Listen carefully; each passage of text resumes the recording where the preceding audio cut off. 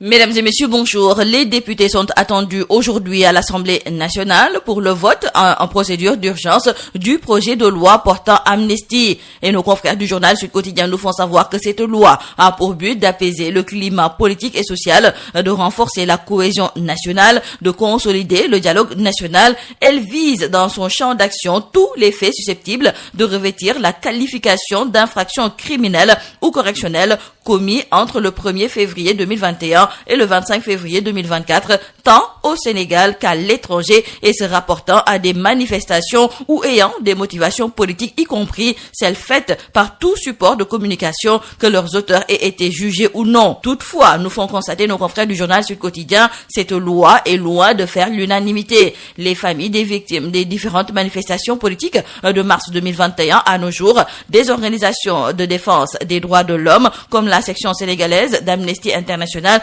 mais aussi des universitaires, s'opposent à cette décision du chef de l'État qu'il qualifie de prime à l'impunité.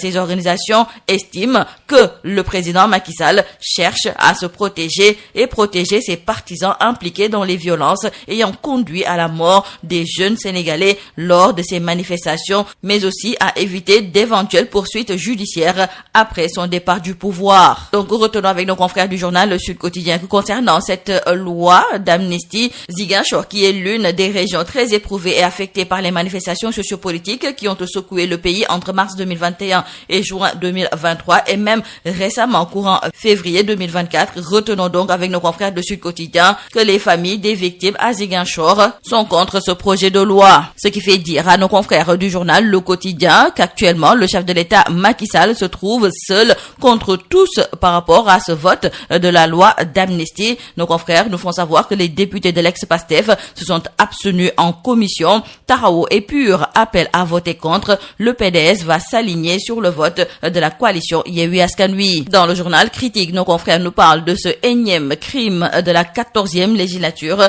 parce que les députés censés représenter le peuple à l'hémicycle brillent pour leur positionnement politique, et cette législature en cours n'échappe pas à la logique du vote de la majorité mécanique.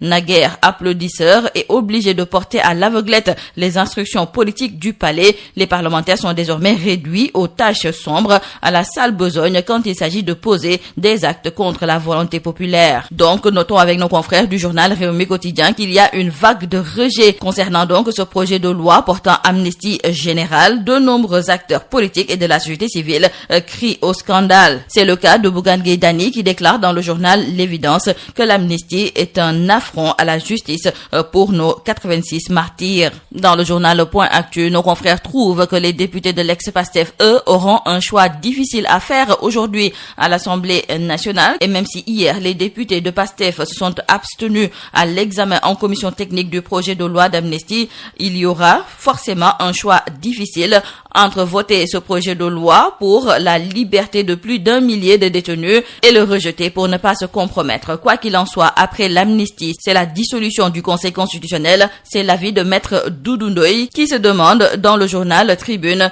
qui pour nous sauver d'une république de politiciens. Maître Doudou Ndoye se trouve également à la une du journal Yor Yorbi, et cette fois-ci, il se pose la question de savoir où va le Sénégal. Dans le journal Sud Quotidien, nos confrères nous parlent de la campagne de commercialisation de l'arachide. 3 mois après le démarrage de cette campagne, les acteurs tirent un bilan mitigé du déroulement des opérations de collecte de graines. Au moment où les organisations professionnelles du secteur agricole dénoncent les taux très élevés des abattements infligés par les huiliers, les opérateurs privés stockeurs, eux, réclament à la Sonacos le paiement des bons impayés. Le Premier ministre Amadou Ba a présidé hier une réunion sur l'évaluation de la mise en œuvre des engagements du gouvernement face aux doléances des syndicats. Une rencontre mise à profit par Amadou Ba pour révéler son niveau très élevé. Et retenons avec nos confrères du journal Le Soleil que le gouvernement a exécuté à plus de 95% les engagements qu'il avait pris avec les partenaires sociaux. Ces derniers concernent concerne les secteurs de l'éducation,